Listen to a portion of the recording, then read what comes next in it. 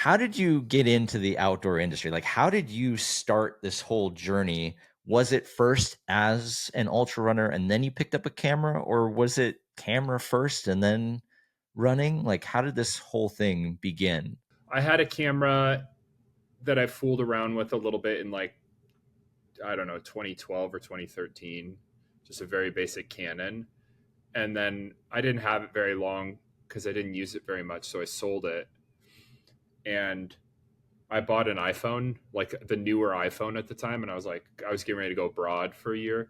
And I was like, this is the thing. It's so light. You don't have to carry the lenses. And so then I got the iPhone. I was like, this is not the same. And so I just didn't really get into it. I just didn't do photo or video for a while. And then um, a buddy of mine, Dusty, got me into the sport by like, I came out, he lived in San Francisco. I came out, like, long story short is he lived in San Francisco, gave me Born to Run and Eat and Run. I discovered the sport. I was like, this is crazy. I'd never run like more than a 10K. And he gave me this, and I came to visit him in San Francisco. When I was there, he was training for a marathon, and he told me, he was like, yeah, I want to do something longer. And I was like, what? It's like, how long are What? you going for a run today? Because I was like walking around town while they went for, him and his wife went for a run. And then that kind of opened my eyes, and I had heard about the North Face 50 miler because my friend of mine, Chris Vargo, had done it. And so I was like, whoa, there are these like longer distance races. So that was like my beginning into it. And I was not thinking content at the time. I know that was like a real scrambled way to say everything. Um, but so I got into the sport. I had just moved to Seattle. I had Eat and Run and Born to Run. And I also had them on audiobook so I could run around Seattle or, the foothills and listen to it and just like be like, oh my God, this is the sport. This is it. And I didn't know anybody. And my first summer, I worked 1 day a week, and I spent all my time just very naively going through like the Cascades and the Olympics, exploring, and really fell in love with trail running, long distance stuff. And I think I picked up a camera in 2019, and that was, I had already kind of started volunteering at races and just to kind of meet people. Before I'd ever run an ultra, I volunteered at mile 96 of Cascade Crest, and I saw these people at mile 96, and I was like, okay, I got to see what this is about.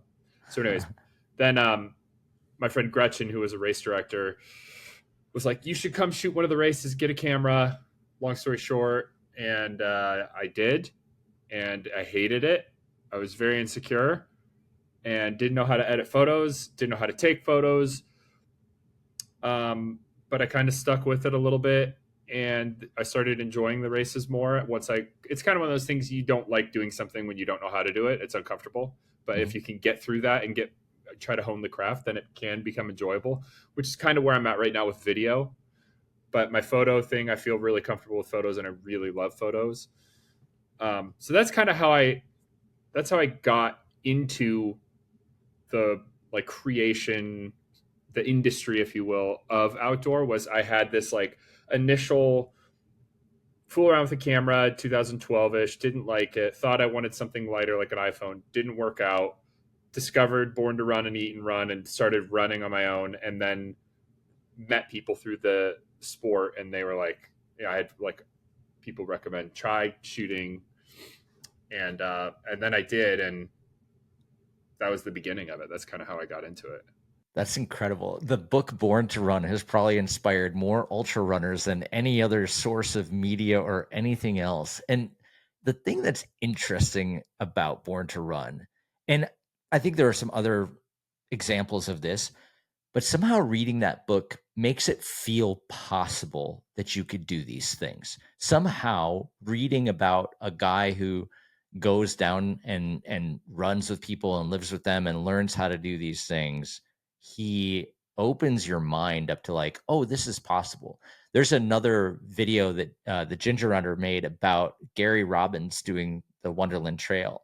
And for me, in addition to Born to Run, for me, that video opened my mind up to like, oh, this is possible. I see how to get from point A to point B, respectively. And selfishly, I want this podcast to have that same thing of like, I can see how it works. I see how you get from point A to point B. And for so many things, it's not a direct line. Like we were saying before the pod, it's not like finance where you go get an MBA and go work at Goldman Sachs. Like you actually can come in so many different directions. But once you see that it's possible, and once you see that this is a thing that you could do and you can envision yourself doing it, things like ultra running or working in the outdoor industry somehow become a lot more approachable.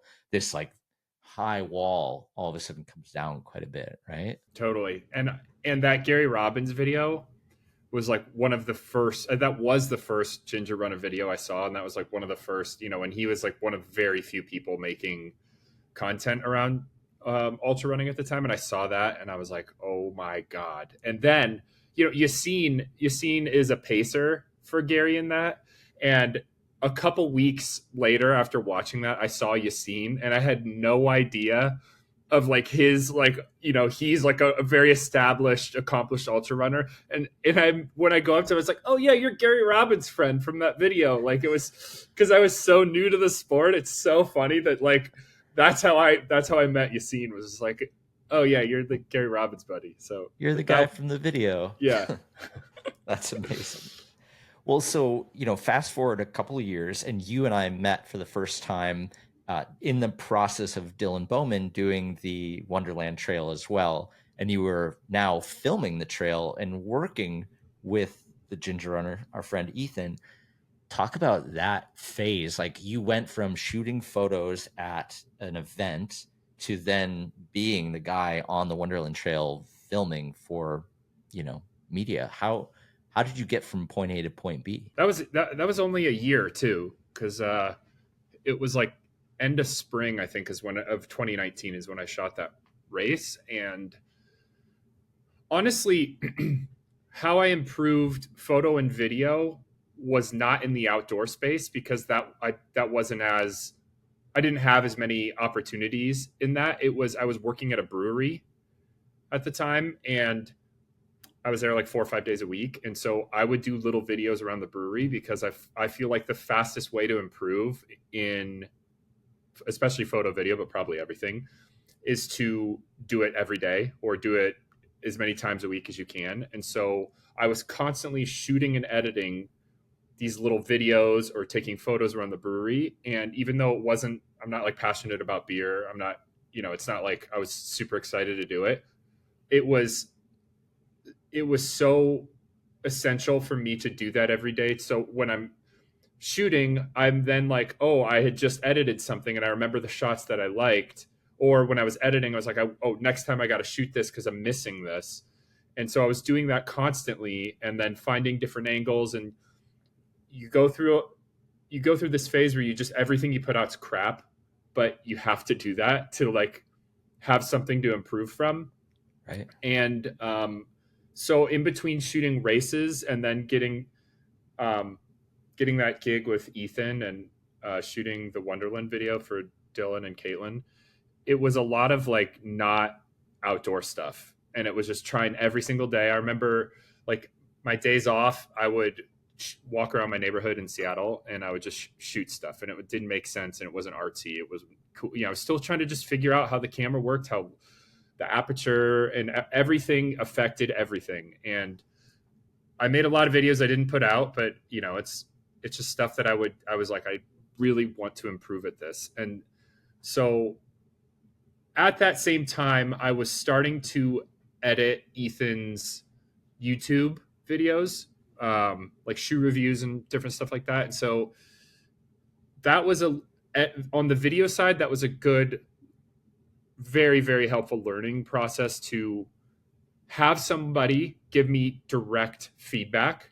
I would like go to his studio and a couple hours twice a week kind of thing, just edit these videos. And then he would watch them as I was done and be like, okay, here's some things, and he'd have like a ton of feedback. And then the next couple times it was less feedback. And the next couple times it was like, oh, maybe this is good to go. And so that was just really helpful, having a mentor that to just go through what you're doing. And because even right now, I don't really have people, unless we're shooting for a certain brand and they have like good feedback. It's a lot of just me, and like I give it to Dylan, who, isn't necessarily in the video world, and so it's like it's helpful that when I was working with Ethan, it was super helpful to get that feedback. And Hoka, when we shoot stuff for Hoka, Alex, a guy at Hoka, is like really good at giving me feedback. And I always feel like every time I shoot something for Hoka, I come back and I'm like, wow, I really learned a lot. I didn't even know to like approach something like that. So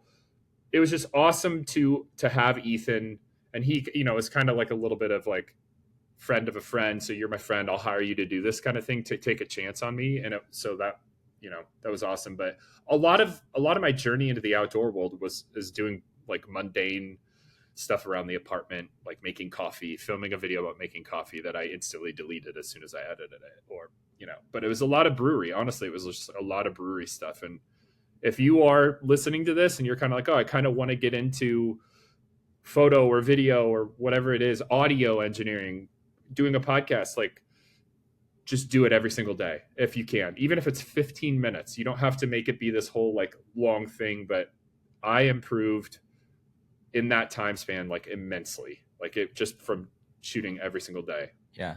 It's the reps, right? You got to Mm-hmm. get the Yep. reps in and then you iterate from there. There's a famous quote from Mr. Beast where people ask like how do you become a good YouTuber? And it's like make 100 videos and on every video get 1% better. And most people will not make the 100 videos and the rest of them maybe don't put the effort in to find the one thing that you can do to get that 1% better. And I think one of the biggest hacks that you can get to get that extra 1% is like you said, to have a mentor or to have someone who can give you that level of feedback that can help you just see the stuff, because especially when you're making videos or photos, like you're so in it that it's really hard to pull out of it and have an objective point of view on the story or the visual or any element of the project that you're working on. Having that other set of eyes to point stuff out to you or to share a reference or share some insight that maybe you kind of didn't catch as you were going through. It's so helpful to have some extra help from the outside to give you that ability and to point out the things that are going to make you that 1% better over time. Definitely. I mean, even last night I was up till 1 a.m.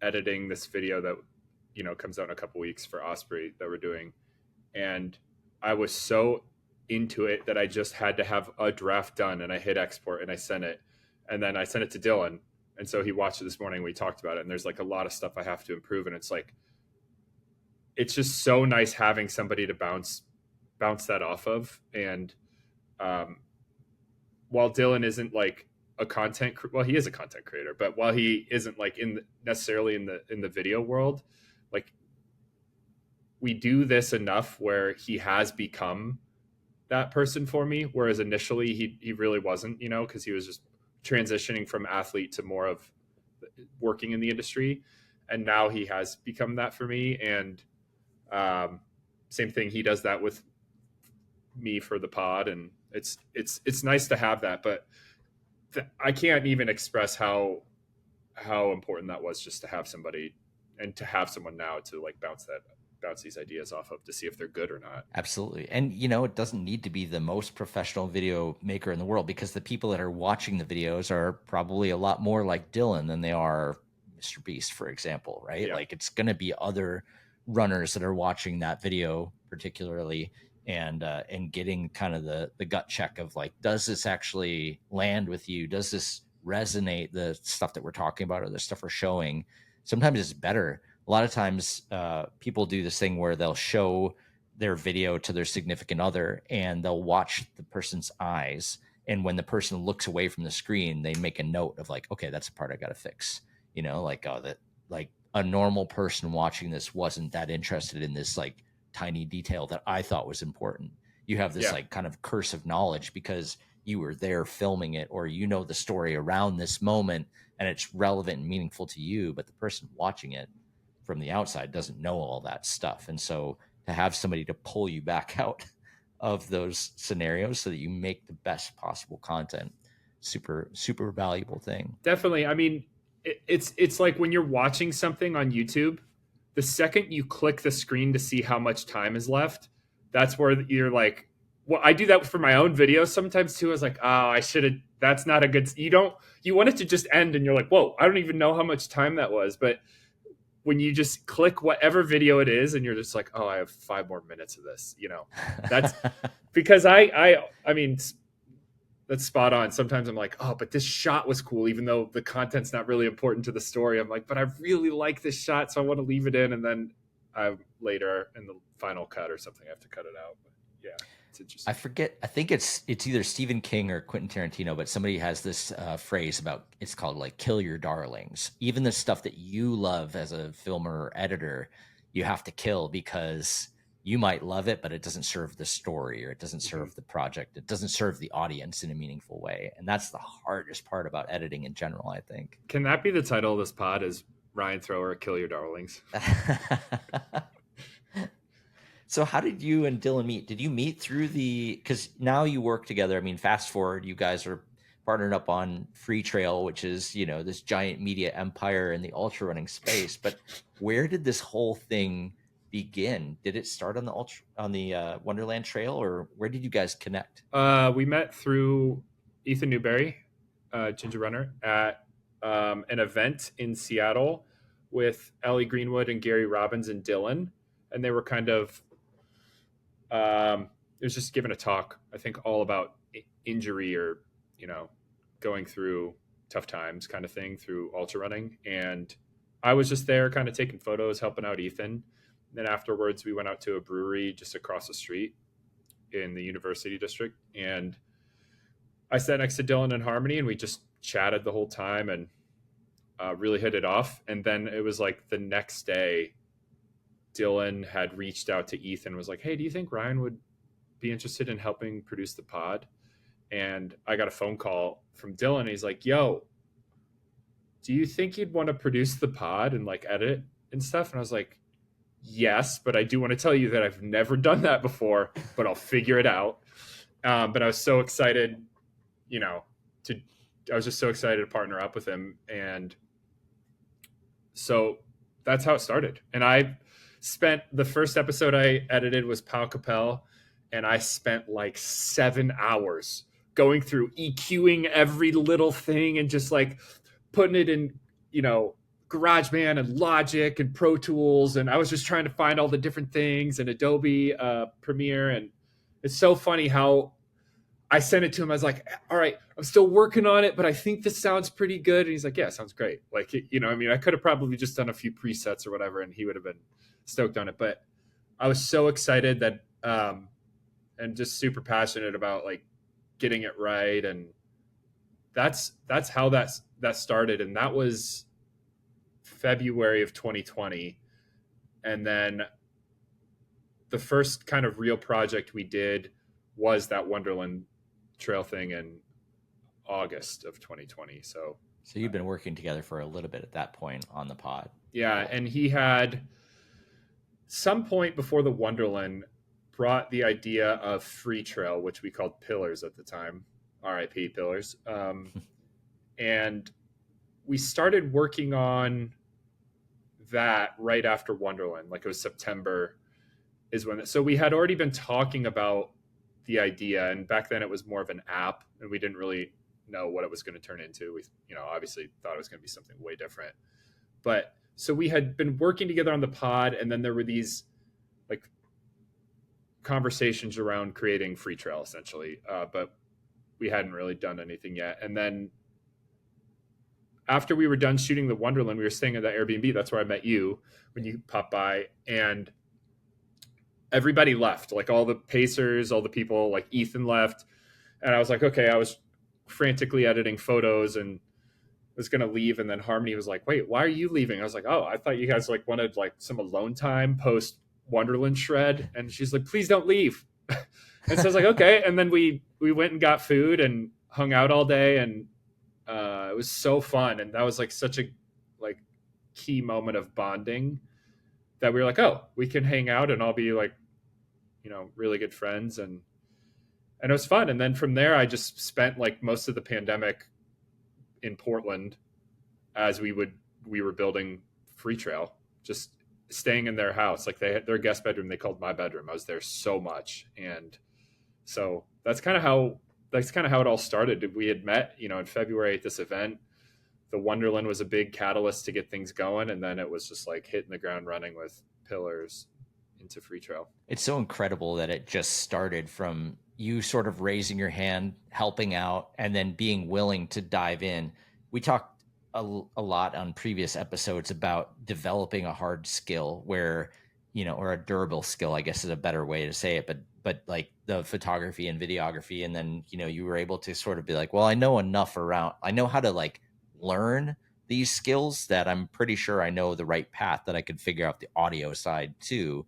Like you just understood the process of learning and how that applies to being flexible and able to just get involved as you possibly can through this process. And as a result of just, effectively being useful, opportunities came your way. Like, yeah, I've been useful in this capacity, and there's a need for this other thing.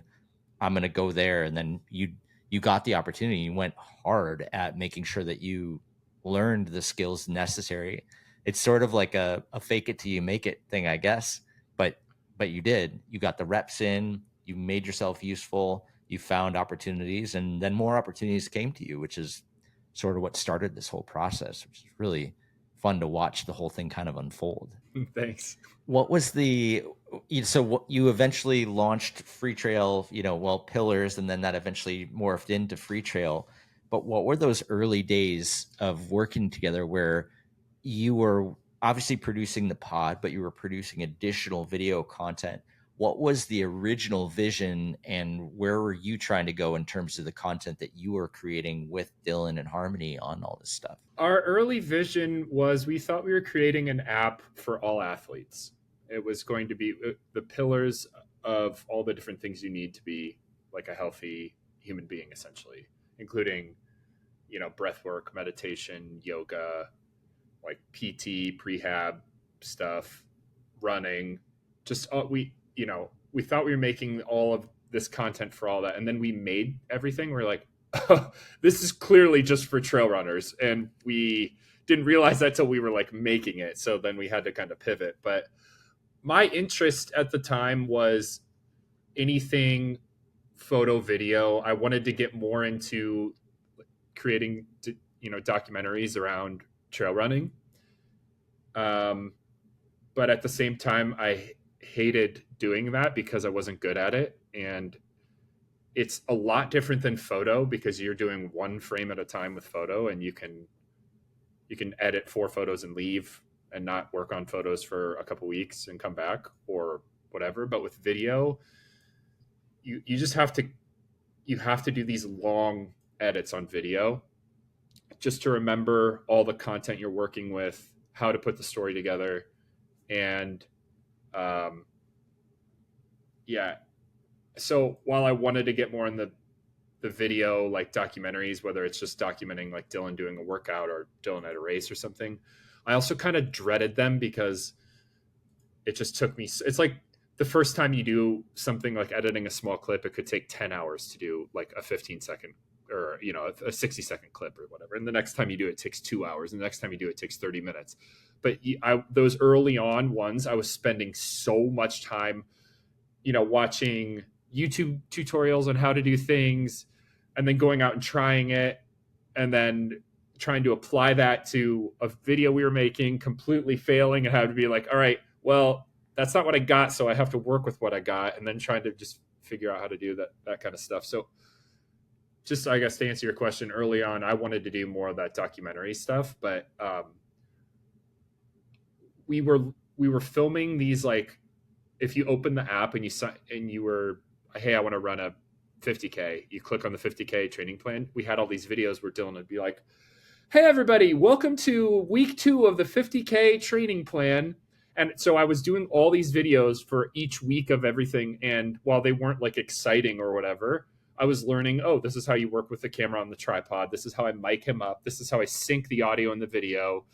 And then I had this like clean little 30 to 60-second video, organize them all, upload them to the app.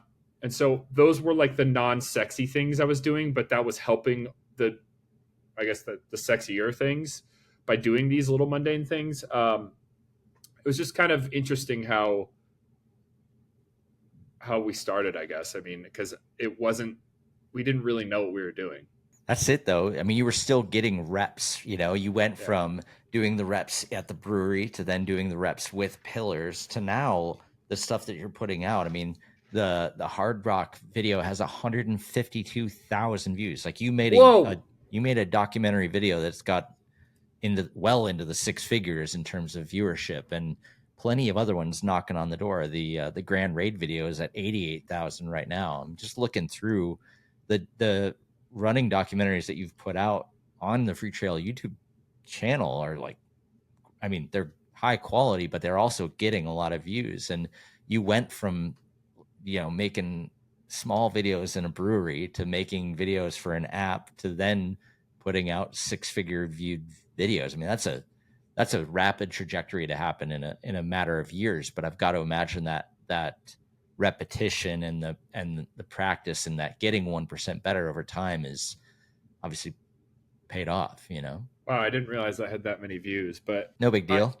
yeah, I mean, it is. I think it is important to recognize that I did have a lot of people in my corner. It wasn't, just me creating stuff and being good at it or whatever, and then doing it. It was like I didn't know what I was doing. I had help along the way. I had people like Ethan, Gretchen Walla, Dylan, you, like people that because we asked you a ton on how does YouTube work essentially, and so I had like great people in my corner along with other fellow content creators. And it's just, yeah, I don't know. I mean, I feel like that's a really important thing to recognize. And so if you feel like you don't have anybody, I mean, if you're going to a trail race or something, just talk to somebody. Like if you're standing at an aid station or at the finish line at Western States, you're surrounded by like 30 other people with a camera. And, I mean, that could be your next person to like buddy up with or go shoot with, whatever. So I just wanted to point out that it is important to recognize that this that my growth comes from like everybody in my Yeah. corner helping me and supporting me. One of the biggest things that I've heard as I've kind of transitioned away from having a full time job and into full time content creation is this phrase, jump and the net will appear. And that always made me really nervous because my mindset is more the harder I work, the luckier I get. But I think the two of them have sort of a similar theme in that when you raise your hand and you start progressing in a direction, people can kind of identify what you're doing and they understand where you're going. And they also understand as a result how they can help you. When you're kind of floundering around and not really doing anything and you're in your head, no one else knows how to help you. But when you pick a direction and say, I'm going to start making podcasts, I'm going to start making videos, this is the stuff that I care about and where I'm going, it becomes very clear to everyone around you how they can actually help you. And I think that's exactly how the net forms because your support system or the people that you interact with have a better understanding of how they can be involved. And I think exactly in your case, you started shooting photos, you started messing around with video, you started working with Ethan, you started working with Dylan, and then your story became a lot more clear to more people. And as a result, more people piled on to help push you in that direction and give you the resources and give you the opportunities to continue building your story. I think that's a really key thing that I'm starting to just figure out as well. I feel like too I've witnessed that firsthand with Tim Tollefson and Mammoth Trail Fest as somebody who's piled on helping him. And I've been to the first 2 years. I'm going to be there again this year. It's just you can see all the people that are coming out of the woodwork to help, and it's similar with Ethan and Tiger Claw. It's similar to our relationship with Daybreak Racing and doing Gorge and Big Alta. All the people that are excited to come help, and I am one of those people for like I've went to the first 4 Tiger Claws. Actually, you raced. Did you race the first Tiger Claw? I did. I raced the first one, and Dylan was there with me. He was my Yeah, coach. yeah, hell yeah, dude. So it's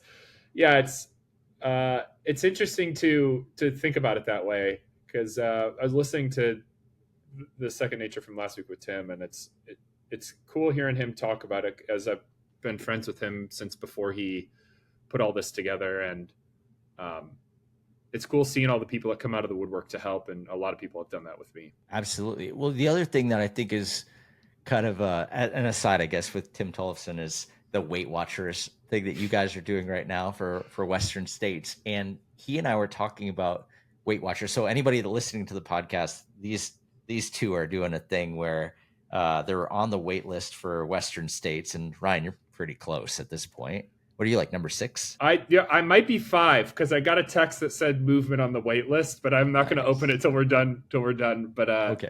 yeah, I moved 3 yesterday, 3 spots yesterday, and I'm in Nevada right now getting heat training, and I started the run and I was 8th, and I ran 4 hours, and I finished and I was 6th on the wait list. So I have another 4 hour run today. So I'm hoping that I move another 3 spots today in the run. So The conversation that Tim and I were having related to Weight Watchers, WAIT, uh, was how he was running, I think, with Zach Miller or somebody, and people were cheering on Tim even more because they've been following the Weight Watchers story that Tim posts every single day about your waitlist experience for Western States.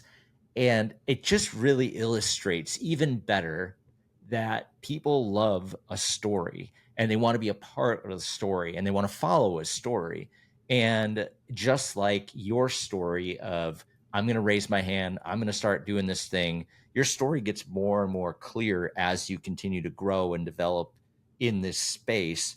And people have such a clear way to support you as it gets clearer and clearer, just like that. And you know, this whole Weight Watchers story, people know how to support you, they know how to cheer for you, they know how to be on your team. And storytelling just plays such an interesting element in really highlighting the stuff that matters. And I think the podcast and I think the documentaries that you do, it gives so much more weight to these stories and gets them out to so many more people. And I think there's something really important there, and you guys have really, kind of captured it in a meaningful way. How do you think about storytelling when it comes to the projects that you're working, and how do you choose which stories to tell? that's a great question. As far as choosing the stories to tell, I feel like that's a collaborative effort between me and Dylan and Harmony. And it's typically now it seems like it's typically around a training for race. Um, Tyler and Rachel training for Western States, Adam Peterman training for Canyons, Heather Jackson training for Javelina, etc. And so those are like the video sides of the stories. That seems like that's kind of what we're doing these days with that. But as far as photo goes, um, I really like doing more like a photojournalistic storytelling approach than sitting in one place and getting everybody's photo from a race. I'd rather show you either my experience from the race, like here's the places I went, and here's the race through my eyes, or here's a adventure trail run with friends through my eyes. That's what's more exciting to me and more fun. Not saying there's anything wrong with sitting in the same place and taking the photos if that's what you're hired to do or that's what you want to do. I just prefer to move around and kind of do a little more storytelling. And the more I do it, the more I've gotten more comfortable with it. And um, I really do prefer photo at this point because I still feel like I'm just still learning video. And it's not that I don't like video. It's so much more, it just takes so much longer to put video together than a photo set, obviously. And I'm still like in this process of every single time I do a video, I finish it and I'm just like, how the bleep did I pull that off? I'm never going to be able to do that again. And then the next time comes around and I feel the same exact way. And it's something I'm hoping to either overcome, like just get a little more comfortable with the video side of things. But it's interesting now as we've gotten to this point where when we are deciding what we want to do, it's it's not like, hey, we need to find something to do, we need to go do this, like send me to a race, let's go do this. It's, hey, we have a lot of options, what do we want to do, is this doing too much? We've had a handful of people reach out and to be like, hey, are you guys okay? Because it looks like you're doing a lot. Yeah. And when enough people say that, then it's like, okay, are we on the road to burnout? Which I feel like we've gone through burnout recovery like a handful of times. But so now we're kind of at a point where it's like, is this interesting to us? Does this fit with like what we are passionate about, what we want to do? Are we excited about this? And is this like, are we overstretching kind of thing? So um, that's as far as like the documentary side of photo and video. Now we're doing more of these live stream shows around races, Mhm. which I initially really did not want to do because in 2021 I filmed one of these at or 3 days of these at Western States, the athlete interviews. And man, it was so insanely stressful. My camera overheated. I didn't know how to troubleshoot because it was live. I'd never done anything like this. And so, my first experience of doing this, I hated it. And Dylan has always been like, what if we kept doing it? I was like, I'm not the guy, dude. We have to hire someone else to do that. I'm not the guy.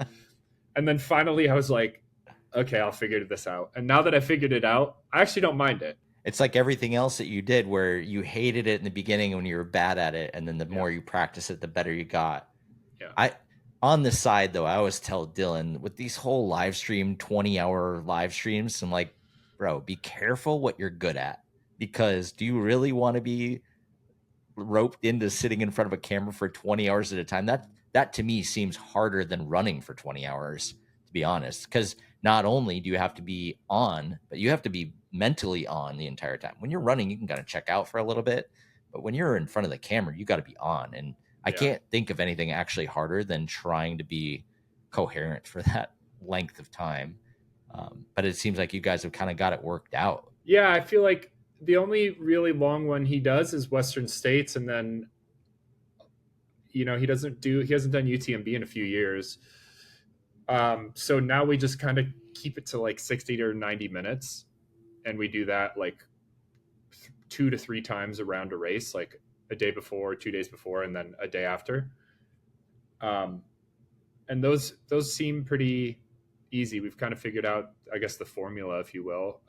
Each race is obviously different, but it's kind of an easy little setup to do, and then it typically leaves me open to go do whatever I want during the race if I just want to get miles in or shoot some photos, make a reel, kind of thing. But it's we're at a point now where we're kind of figuring out what to do that's not just like putting us in the red where we're so exhausted Mhm. and we're trying to like in between like Hard Rock and UTMB. I'm like really gonna chill, gonna do like family vacation. And I think maybe even a year ago we were just like constantly like, okay, States is over, next thing, all right, do all this stuff, all right, Hard Rock, next thing, like, and it's just go. And now we've kind of recognized that we have to give ourselves breaks. Absolutely. It's that idea. We spoke to Rebecca Rush a couple weeks ago where she talked about the athlete operating system, and one of the main things was this idea of periodization where you're going super hard and then you have to rest. You have to have the taper so that you're fresh. And especially going into so many of these big events, and the thing that's the hardest I think about creating media is not only are you there during the event shooting it, whether it's photo or video, but then you have to go back after that into your hotel room or whatever and fire out the actual content so that it can be distributed. And it has to be done in a timely manner. That way, you know, because people are looking for it in a window. There's so much more to creating content than just being there.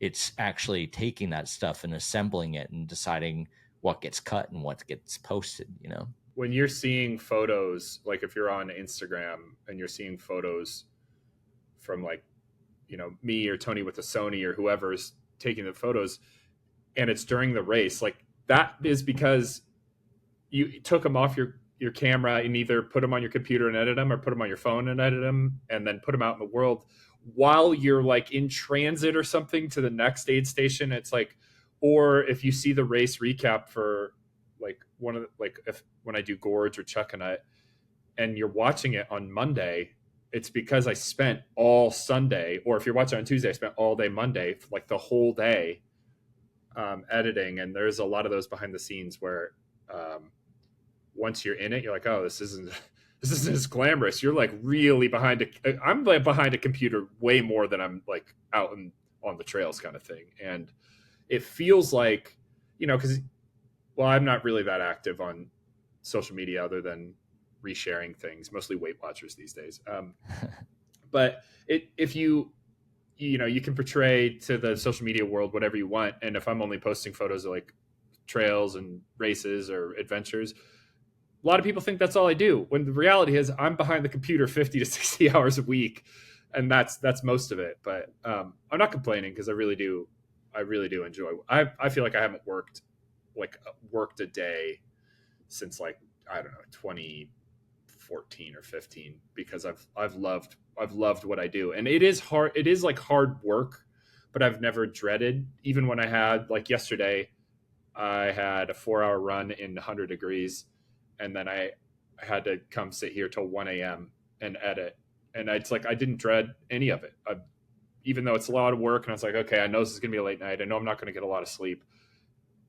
I love what I do, but it might seem like I'm, oh, he's always on the trails just running with the camera, but Yeah, the reality of how it balances itself back out. But I think there's like the Mark Twain quote, right? Like, do what you love and you'll never work a day in your life. But maybe we are due to see the BTS of Freetrail on the Freetrail channel. And part of this podcast is exactly that. We try so hard to show the business side of the outdoor industry. And this is super important stuff for people to understand that, yeah, you're not just out in the woods taking pictures and video all the time, but you're actually also assembling it on the back end. So you have this trade off of like, well, yeah, I was outside filming, but then I was inside for a long time assembling it so that we could share it out, so that we would have the opportunity to do that again.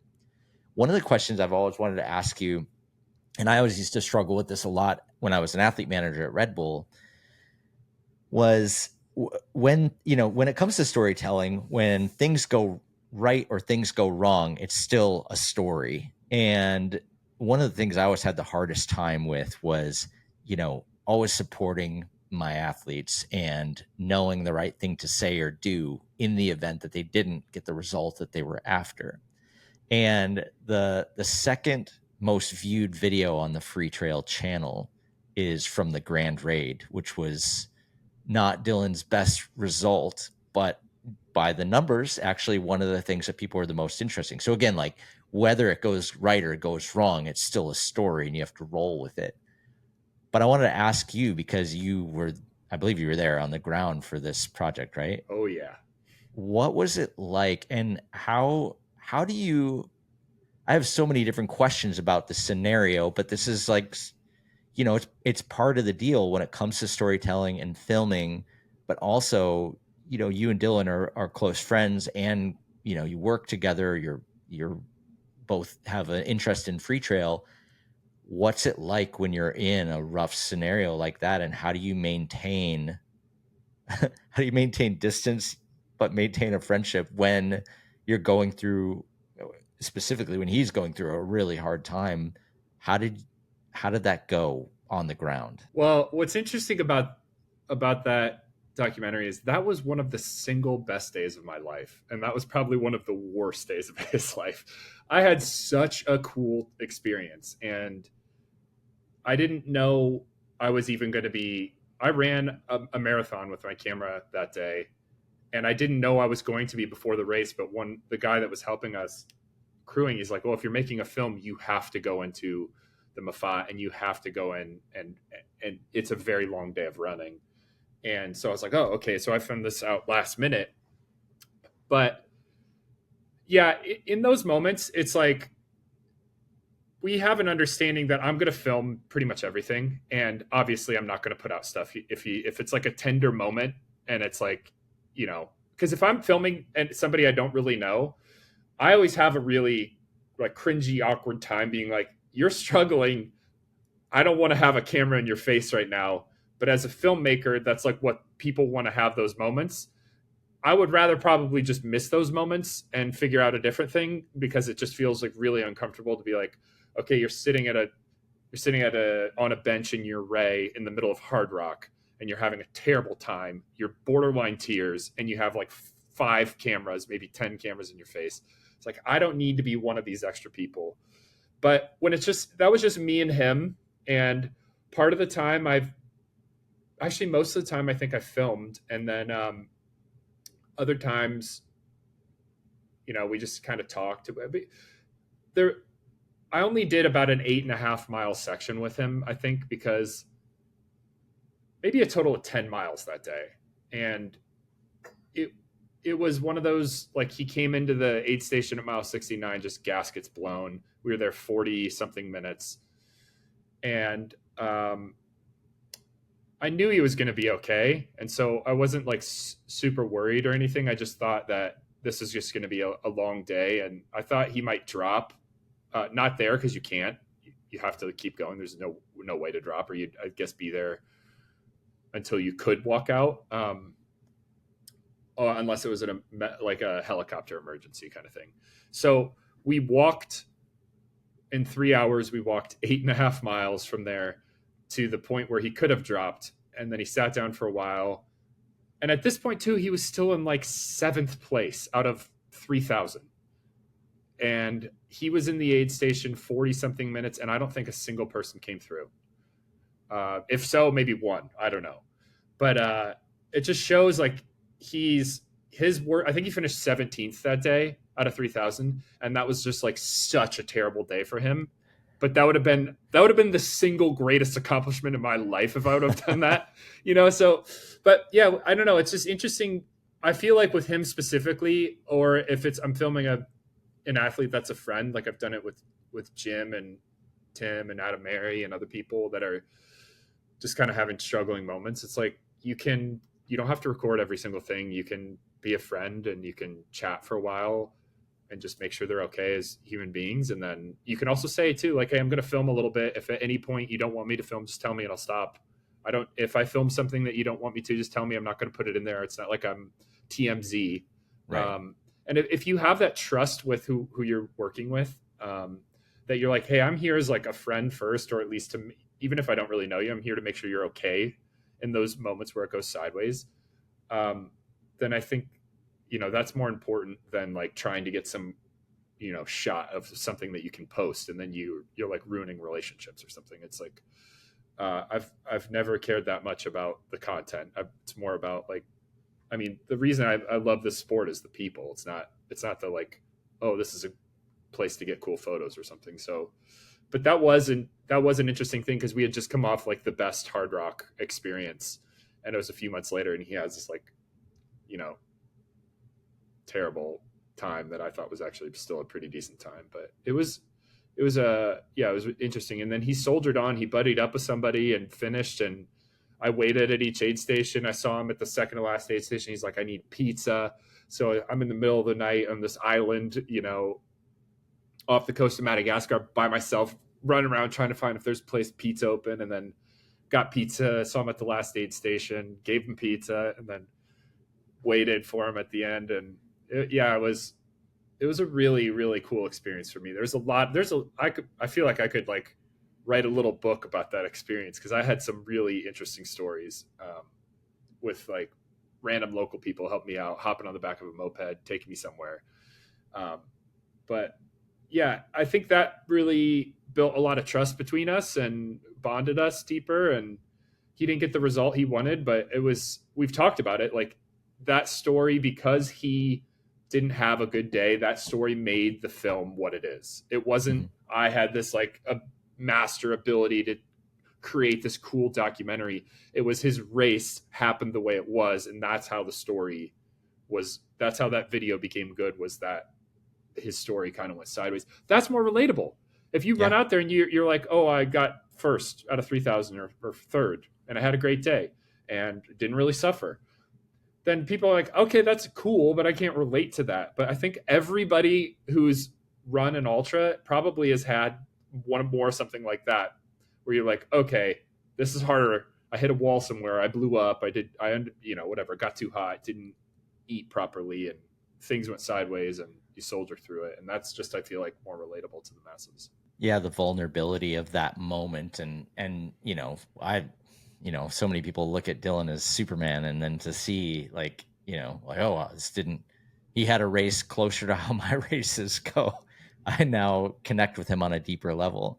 I think what's really interesting about that too is the way that you kind of put it, in that, anyone else, that would have been like the greatest day of their life, and the story that Dylan told himself was that it wasn't the best, whatever. And how we can tell ourselves stories, but the outside perspective is sometimes different. And I think that's a lot of times, like going back to what we were talking about earlier, of having that outside perspective, or, what am I doing versus what are the people watching thinking. And I think, from with Free Trail in general, it's, the outside is that, oh, this is this giant media empire, you guys are crushing it, you're putting out so much content, you're doing all these things. And it's not always that easy. There are struggles, there are difficult times where, you feel like you're on the verge of burnout, and there are difficult things that you guys make look easy, like big, big content output, or big live streams, or all the other elements that you guys are producing. What's been, what are some of the harder moments, or bigger lessons that you've kind of learned along this journey so far? Um, I feel like we've had a few. The first thing that comes to mind is we were trying to film a like Drive to Survive kind of thing with Tim Tolleson leading into 2022's Western States. We learned pretty early on, I guess you could say, that we were going to do like 5 episodes, and I was just basically living with Tim all spring. And dude, Drive to Survive, the team that films that thing and edits that thing, it's got to be like hundreds of people. And I Oh, was doing this by myself, where I'm like trying to film all the cool moments throughout the day, and then at night trying to edit, but then also trying to get up early because Tim's an early riser, and trying to film all this cool stuff. And it was like this unrealistic. We didn't realize how unrealistic it was because I was just so excited to be like, that was like a fun documentary idea we were doing. And um, yeah, I was also training for a 100-mile race, and it was like trying to meet these deadlines. And we like, I had a family vacation right before my 100-mile race, and it was like, I remember I was like in New Jersey, and I called Dylan, and I was just like bawling because I like broke. I just like broke. I was like, I can't do this, and I had like, I just, it was too much. And we were, he was resentful at me, I was resentful at him, and we had this like just, really heart to heart conversation. And it just like after that I felt so good, and like, but it was so uncomfortable leading into that moment, and having the conversation was uncomfortable until the end. And we've had a few of those times where it's like we've learned that communication will like get us through anything. If we now prioritize like our like mental health and like work life balance, that it's just like we got to talk to each other if like, hey, I need a few extra days for this, or I don't think this is a good idea, I don't think we should do this, or this is going to turn out different. We thought it was going to be a 30-minute thing, now it's going to be a 5-minute thing. It's just like having that communication that we've learned through these, because like I didn't know Dylan super well. We weren't like best buds when we first started. We became best buds through working together and spending so much time together, and honestly it feels like more like we're family. um, but like, so we've had the like relationship also like growing and learning through that, as well as like our like friend relationship and our business relationship, and finding the balance of, it's like not everything, we don't always need to always talk about work. We've gotten a lot better at that over the last few years. And but we've had these hard moments where it's like we've bitten off way more than we can chew. And it's just like, as long as we communicate, we've had a few of those learnings where it's like it's all going to be okay. We have each other's back. If he's melting down and he's like way overworked, it's like, dude, take a few days. Everything's going to be fine. Don't work for a few days. And this weekend too, they're in Europe, and I text, and I was like, I'm taking the weekend off. I'm so insanely fried from editing and also training. I'm doing like 3 to 4 hours of running in 100+ degrees. It was 104 when I was in Palm Springs, and that's frying me. Plus, I'm like working on this video edit with my waking time. Plus, I have a lot of pods every week to do, and shooting sorry. photos for things. And so I just had to put the foot down. I was like, yo, I'm not working this weekend. we have to move this, like video is not going to we just have to move the video back. I just and everyone's like, oh, totally cool, you know. Whereas beforehand, I think early on we would have been like, I wouldn't have asked for that, and you know, resentment comes, and so we've just like matured a lot, you know, as a business and as like human beings in our relationships with each other, and it feels really good where we're at, that we can just like our communications, you know. But I think that Tim Tollefson example of just like I was going to film this like 5-part series all to come out before Western States, and it's like, yeah, that didn't happen. That's a lot to take on for a single person. I mean, even looking at the output that you've created in the last couple years, it's staggering how much content and how consistent you guys have been. And, you know, you do have the support of Dylan and Harmony, but you're also, you know, doing a lot of editing and a lot of shooting, photo, video. There's a lot of output happening here. And then the pod on top of that. And now Second Nature. Thank you. Yeah. You're assisting big time with that too. So you've got a lot on your plate, and it's truly incredible just to see the level of output that you're capable of.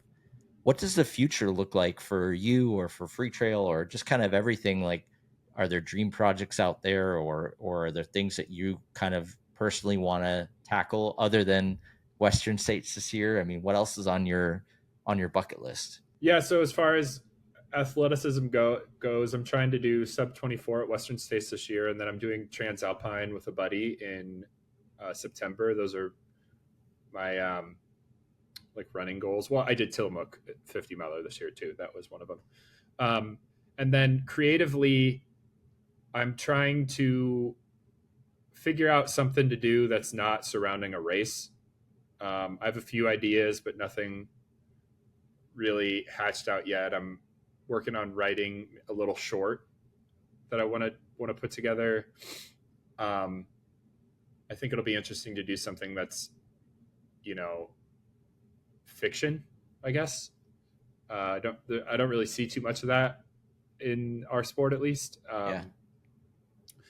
And then yeah, just I think the rest of the year we're kind of figuring out. I'm shooting Courtney at Hard Rock, which I'm really excited because I get to hang with Kevin, who Kevin and I ran a 100 miler together step for step last year. So he's a good buddy. So that'll be really, really fun. And yeah, I don't know. I'm still kind of figuring out what I like to do and what I don't like to do in Freetrail, and that's ever changing. There's things that I didn't used to not like and now I like, and there's things I used to like and I don't like, and so it's not as easy to be like, well, cut out the things you don't like, because it's always changing and it just depends on what's going on. But I am excited to invest myself more in community events. Like, I'm helping out a lot with Mammoth Trail Fest this year, and I've been helping out with the Rut the last few years, but this year I can't go to the Rut because I'm doing Transalpine.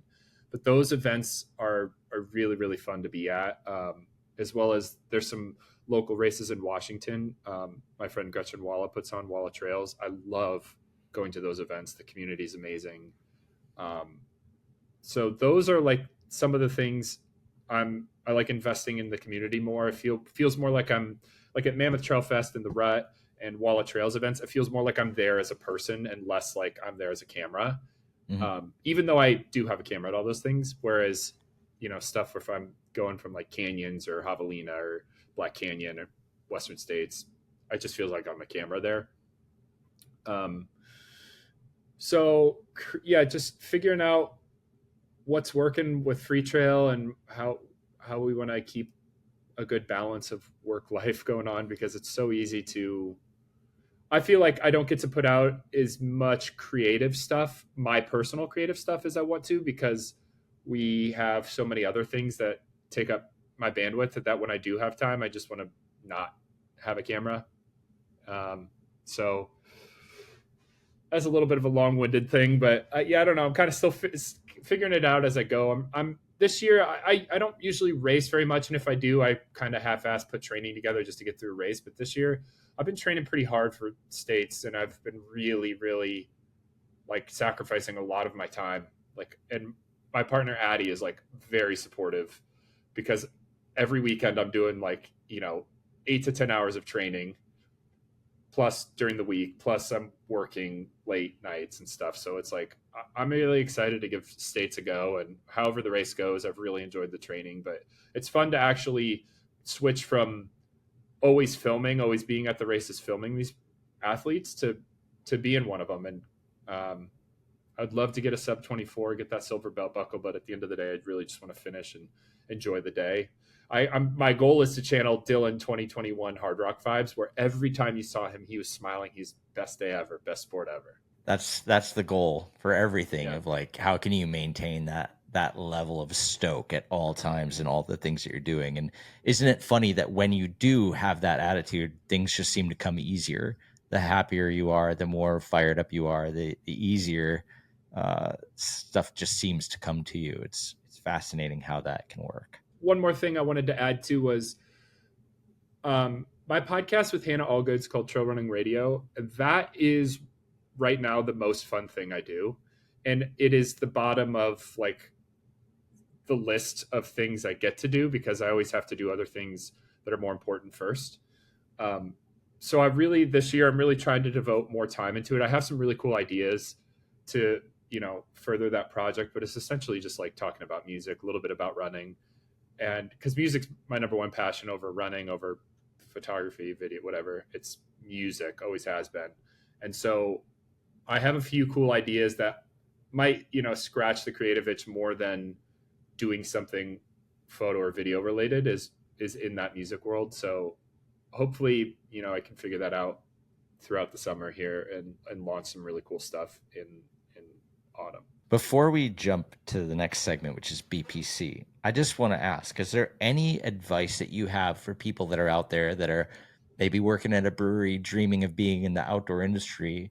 What's the advice that you would pass along to people that are kind of on the outside looking in and want to get their break, I guess, as it was to join this industry? Well, I feel like it would probably just be a little bit of a summary of kind of what we talked about. It's do the reps. Like if you wanted to be an elite runner or an elite cyclist or skier, you're not going to go out and nail it the first time. You're not going to you have to train, and you have to treat your hobby or your passion like, career the same way.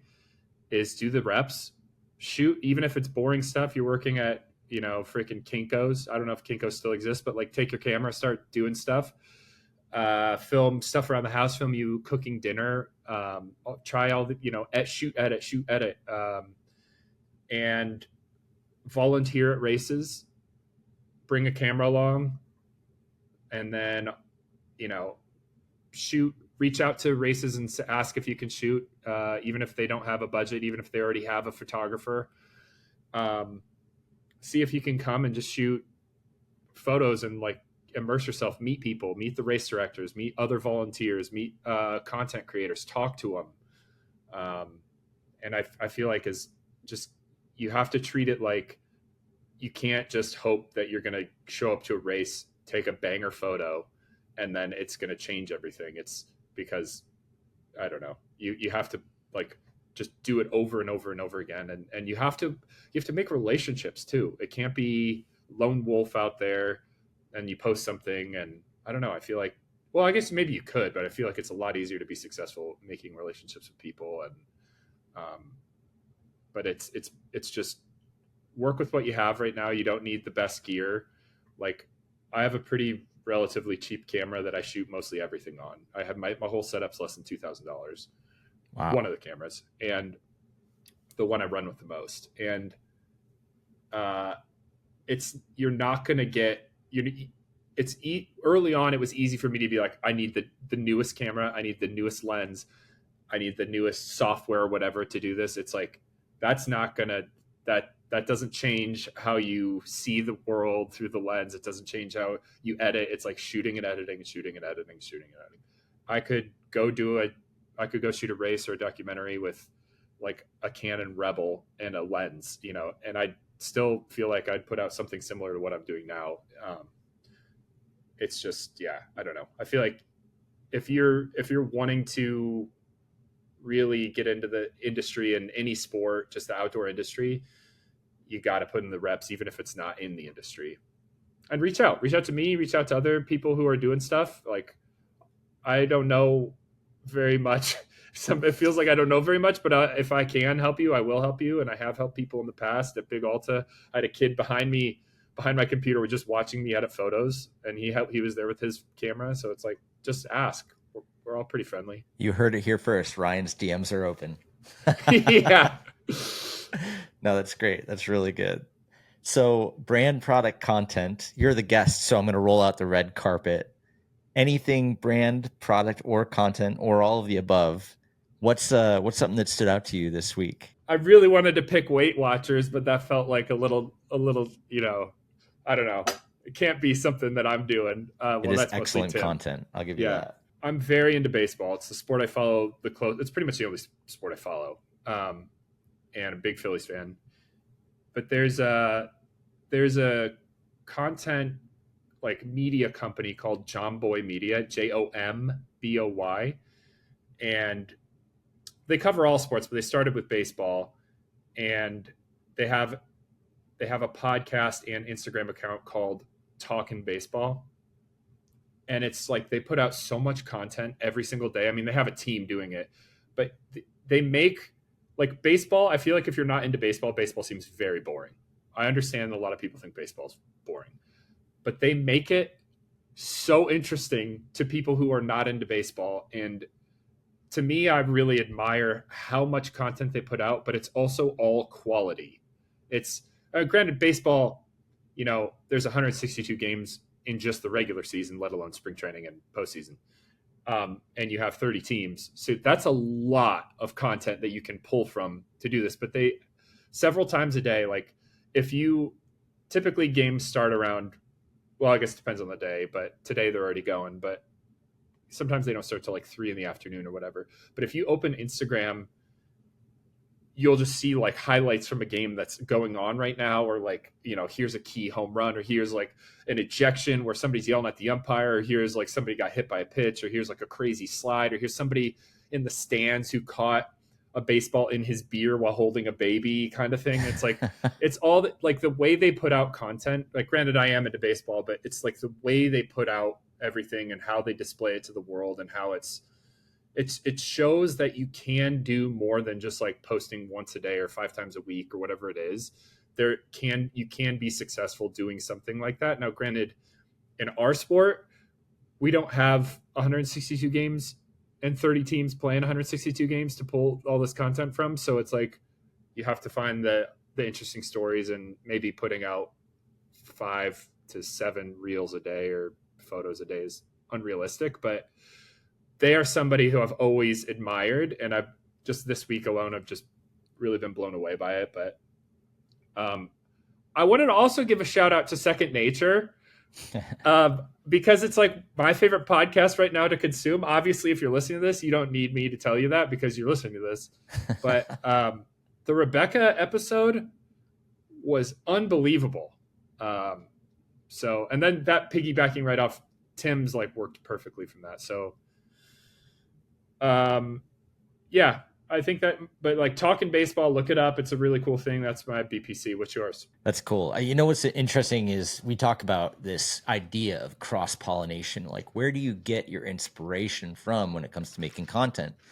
And it's so much of a relief to know that everybody's taking inspiration from other places and bringing it to, in your case, trail running. You're taking inspiration from baseball and thinking about how that might apply. And maybe it's not an immediate one-to-one doing the exact same things, but finding inspiration, and maybe some of that stuff does trickle through in the way that you post a short or you tell a story or whatever. And I think that part is really interesting, how all these creators that are out there are watching other things. They're not just watching the same stuff. It's out there in the world, different sports, different scenes, different content creators, and then how do you bring that back to what you do? I think is really interesting and fun, and everybody has different backgrounds and different things that they're excited about and different examples like that.